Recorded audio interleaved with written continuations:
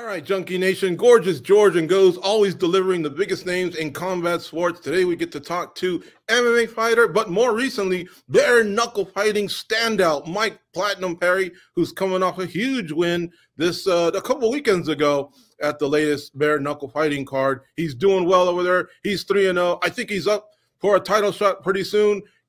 He arguably might be the biggest name over there at Bare Knuckle Fighting Championship. Welcome back to Junkie Radio, Platinum Mike. How are you?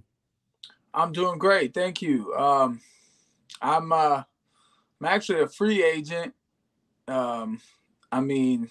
Big respect to Bare Knuckle Fighting Championships and everything they've done for me and give me these opportunities and showcase my boxing skills in these fights. And I'm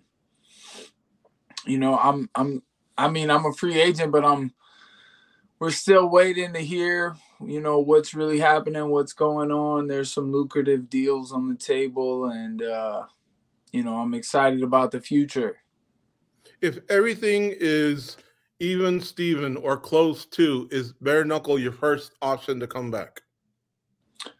I love bare knuckle. I love the boxing. I love, the shoes and the way I've been treated over there, and the relationship that I've grown with David Feldman and the other BKFC crew. I definitely enjoy it, but people are talking about titles, and the reason that's not been on the table for me, because the platinum over gold thing kind of really works, because the champion that I might have fought, and I was up at 185 after that, so then that's a different champion. Their champion at 175, I beat him twice in combat sports, and they're not offering me that fight because he's not a draw. Mm-hmm.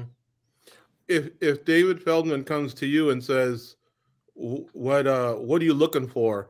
Obviously, you want a bag. You want to make the money, right? And who do you want to fight, and for what kind of stakes? I guess I make the stakes. It's all on the table for me. That bag can get really deep. There can be a lot of intricate little things involved in contracts that really make that bag special. And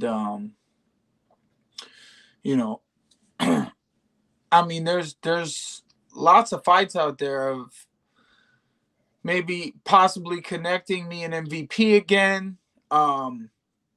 There's other fights. I saw them talking about Thiago Alves and Anthony Pettis fighting for a title in BKFC. I saw that on some news outlet, and I'm like, Pettis comes in and he gets a title shot. That Pettis deserves that opportunity.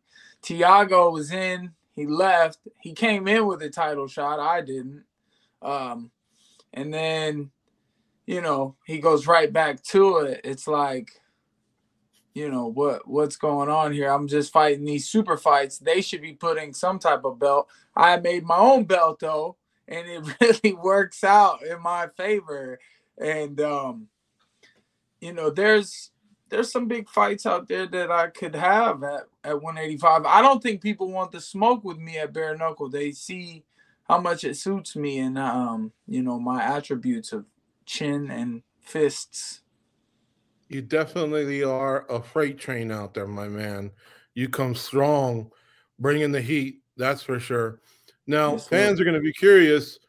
You said your phone's blowing up. Is it blowing up more on the MMA side, boxing, bare knuckle? What seems to be like, who seems to get your attention nowadays the most, I guess? I tell you what, man, and I don't say it as problems. It's more money, more response to Trilochance, more things to do, more responsibility. Response to Trilochance from a comedy show. I thought it was funny a long time ago. Anyways, but I've been running around like crazy since the fight, doing stuff. I haven't really gotten to work out. I've done push-ups. I've done some knuckle push-ups a couple of times. I haven't really gotten to settle down since the fight. I've been running around paying people. I still got a couple people to pay. That check came through like today or yesterday. And then, so now, I'm just paying out all the money that I got. And it's like, damn, well, I'll be ready for another fight here shortly. I don't know. I'm looking to box. I want to get in the boxing ring. See, because people don't want to come over and do the bare knuckle thing. So I'd be down to put the pillows on my hands and box. Like I said, what are really the fights? Because I'm the fight. I know that I'm the fight. I know that I'll show up and I'll put on an entertaining show, an event, and I will fight anyone like I really mean it, and I'll go for the win. So there are fights to be made. They talking about, somebody tagged me in one. It was obviously Nate Diaz and Jake Paul are fighting. That's interesting. Tommy Fury. That's a great boxing match I would love to get. Logan Paul was an offer that's out there. And I'm not just letting these offers loom. Like I say yes to all of them. I'd fight them all. McGregor, I'm really grateful for the attention that he brought to the show when he was there and in the ring. And Cowboy Cerrone I didn't think Cowboy Cerrone wanted to fight at all. I thought, there's Chael Sonnen's out there saying this and that, and Chael's all over the damn place. You can't keep up with the damn thing he says because he just turns the conversation to 6 different subjects, and then he might come back to the original subject, and he might not. He might just, you don't even know what's going on when Chael Sonnen starts talking. And then, so like Cowboy Cerrone, I saw him that night. I went back and I said hello to him. And when I saw him, man, he had all this like gray hair on the side, and he had his hat on, and he's like, he looked upset, like sad, like he was gonna cry. You know what I mean? And I was like, oh wow, like, what's up, man? All respect, bro. I ain't worried about getting that fight. You know what I mean? But like, if he actually does want it, and I just feel like he's so sneaky. Because in my face, he was like sad and emotional looking. He looked old and he looked like shit. That's what he looked like.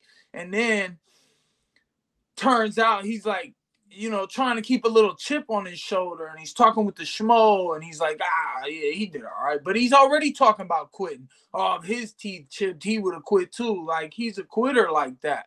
And I'm talking cash shit on Cowboy because, he tricked me with that little sad face that he had. I thought he was like, oh, there's no way. And he's like, oh, I'll see you on the big screen. And I'm looking at him like, oh, I thought you liked, adrenaline filled events like this, like something, like this, whatever, man. So, that's a good fight right there. I kind of just sold it a little bit. Cowboy Cerrone can run it back with your boy or anybody, Luke Rockhold, and I don't think he wants to do bare knuckle. I don't know where I'm going. I don't know what's about to happen. See?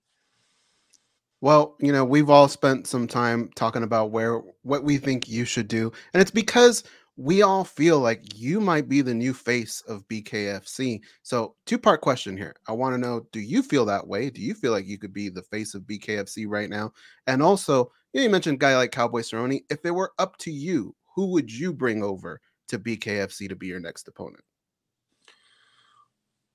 Well, I want somebody who's interested in proving something to themselves, in actually, they're interested in the boxing.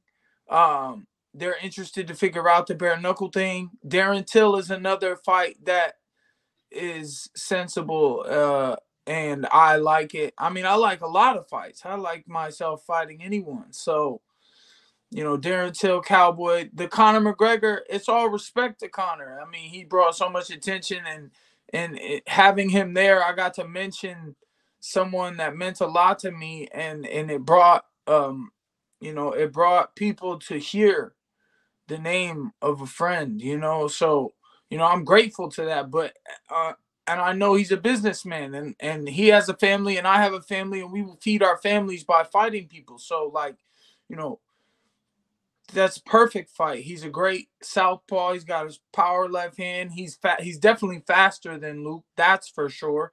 Um, you know, so everybody wants the Conor McGregor fight. Who doesn't want that fight? I mean, except the people who don't think they can win it. And then, um, you know, if it's bare knuckle, if it's with the gloves on, if it's would it shock people? Would people really be interested in seeing me go to MMA? Because I'm so successful as a boxer right now, as a bare knuckle boxer. Would they be like, oh wow, all the success he had in boxing, he's you know, he might go to MMA, and you know, I would bring the same successful mindset that I've had as far as for boxing to take it to MMA training, you know, and just prepare how I'm supposed to in my way. I would put the preparations together. You know, Mike, you brought up Luke Rockhold there for a second. I wanted to ask you, how do you feel he ranked amongst some of the guys that you've fought before? And do you feel like your paths may cross again at some point? Luke, you know, just because of how good I didn't allow him to look like he shined, but he, you know, my footwork tripped him up.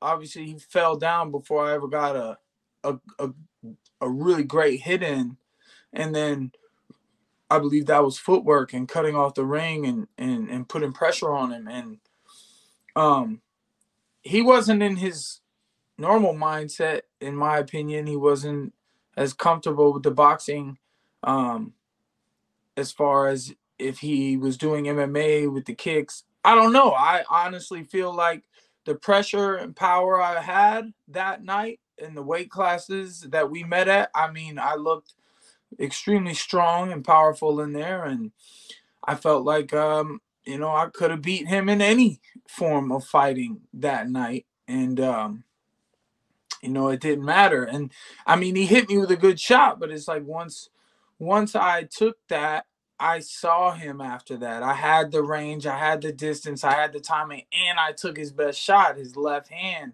power hand. I took it, and then I started dodging it, and I got inside and I punched him up.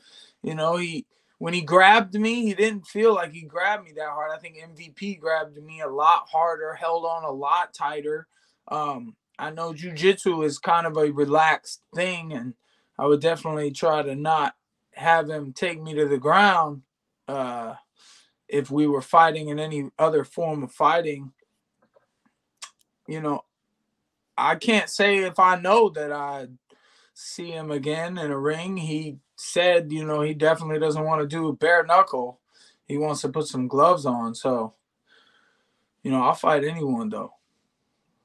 This next stage here in your career, do you want it to be more of a stage, you know, leading up to possibly something else in the future? Or do you want this next stage to be kind of where you settle down and possibly even ride out the rest of your career? I have, depending on the deals that get signed, you know, I don't know about it being the rest of my career, but I know that in the next 10 years, if I really put in the work and I continue on this path, I can really change my family's lives, and my life, and really become a powerhouse in combat sports, in more than one way, like promotional ways, Platinum Promotions, and you know, Platinum Perry, the entity of, you know, a Mike, what Mike Perry means to fighting. And obviously my success has to continue, but I'm in the mindset to do that. I'm excited about what's coming and what I'm headed towards. And I want all the challenges, and I want to face them head on like I've been doing and dominate. Mike, so George and I, we've been covering the sport for a long time and we've seen different phases of the sport. And part of the reason we feel a connection with it is we feel like we've helped build from the beginning to where we're at today. When you look at BKFC, you're not just a fighter there, you're actually helping create something. And I think that's a different feeling. Do you feel that within you, and do you have kind of an emotional attachment to that, because people are looking at you up on their TVs and years from now are going to say this is a dude that kind of helped build the sport. Do you feel that emotional attachment to bare knuckle?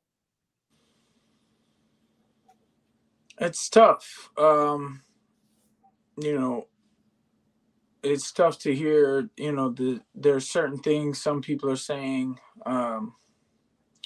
about, like, I'm this and I'm not that, or I'm that and I'm not this. And I just feel as if I've always had the same mindset where you can't count me out. And I don't want just a rule set to be the only reason that I am succeeding. And, I like to challenge myself. And I think I can beat anyone or any man on any given night. If I prepare right and I train hard, I think I'm a very dangerous opponent for anyone in any sport. And, I'm grateful for the recognition that I have received from fans and from media and from corporations as to what it is I have done and accomplished with bare knuckle. As far as, people see me as an entity in bare knuckle fighting that, people don't want that smoke. That's where the other problems come in, where people are like, well, what about this rule set? What about this rule set? You think you could beat me here? You think you could beat me there? I mean, look, I don't really care what any other competition has to say. It's all about the numbers. It's all about the numbers. I'm going to feed my family well. We're going to do good. And I'm going to set myself up to chill back and enjoy the life that I've worked so hard to build. Mike, take us behind the scenes a little. Reveal what you can and what you're comfortable with. But are you and BKFC even close right now?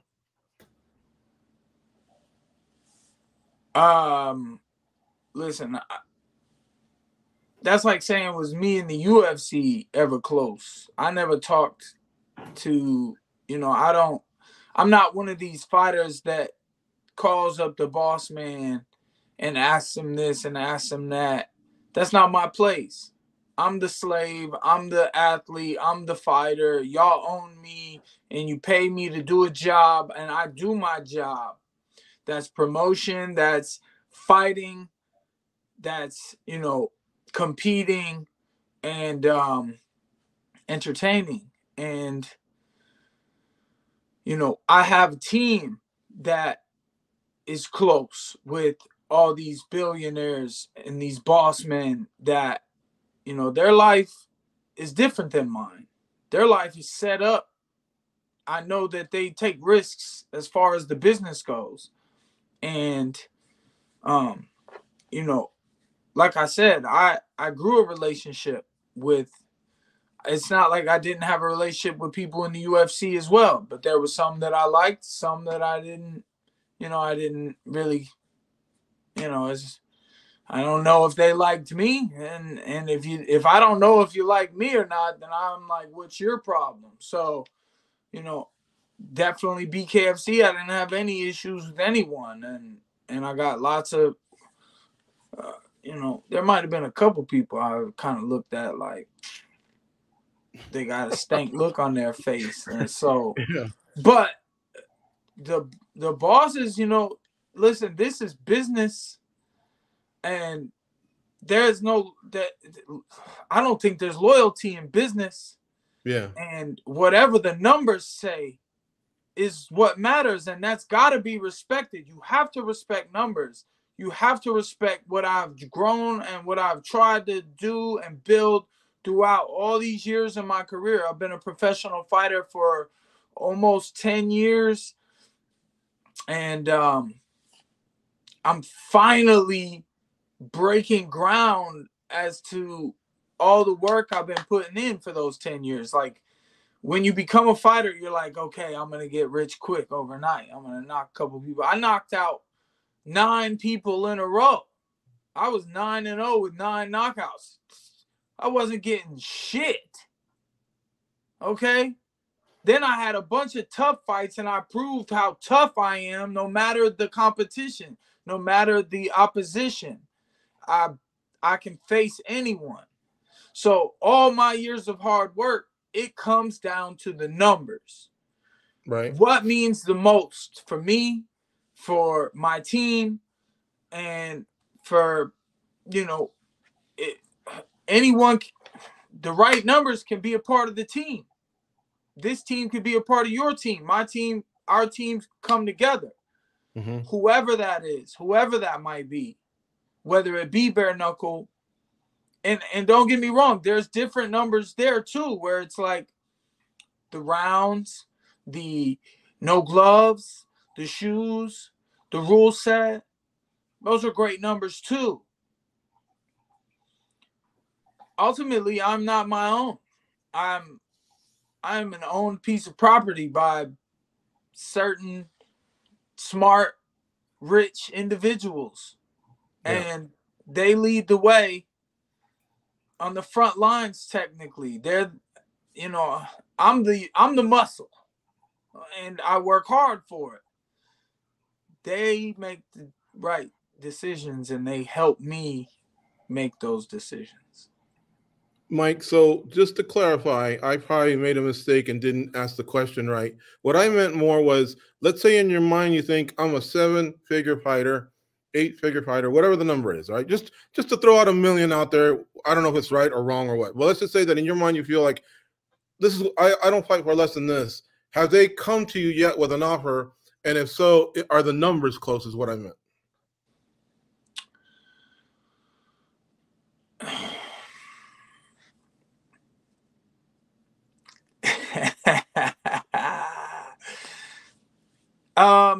I don't really know how. See, because when it comes to the offers, you have to get down to the nitty gritty, down to the details, and the details in the contract. I'm not sure if certain things are matched, can be matched, or, there's some, like I said, I like that word lucrative. There's some lucrative deals on the table, and BKFC's is definitely one of them. Cool. That's what we wanted to hear. Don't know. I don't know all the stipulations of it, and that's an issue. Because there are others that I do know the stipulations, and it's unbelievable. I love it when fighters have options, because I believe in free agency. I've seen it when I've covered and watched other sports as a fan. It's the best time in the world for an athlete. So I'm happy you're in this spot. I'm happy you have options. But at the same time, I'd be lying to you if I told you I probably didn't want you back in BKFC. You have become a star there, man. And it looks like it's right down your alley. It's not like you can't wrestle or strangle someone. I've seen you do it. But over here, it just looks like, man, you're at home. Like, this is your spot, But at the same time, I know the bag talks and everything else you're looking for talks, and I hope you get it. I do want to ask you one last thing. When do you think we'll know when and where your next home will be? You think this takes weeks, months, or we'll talk in the winter? What do you think? I think it takes weeks. Another couple weeks, and I believe we should know where I'm going and what I'm doing, and they should get me locked down, and then sometime this year I'm looking for a boxing match. Very well. So if All there's right. any opponents out there, maybe Charlo. Charlo needs to box somebody 175, 180. I can do that. Hell, You Bivol. prefer Let me go fight. Is Bivol? Yeah, let me fight Bivol at 180. you prefer a boxer or someone from MMA in boxing, or an influencer like KSI or the Paul brothers? It sounds like you do want to box some. KSI. I could fight KSI. Okay. I could fight.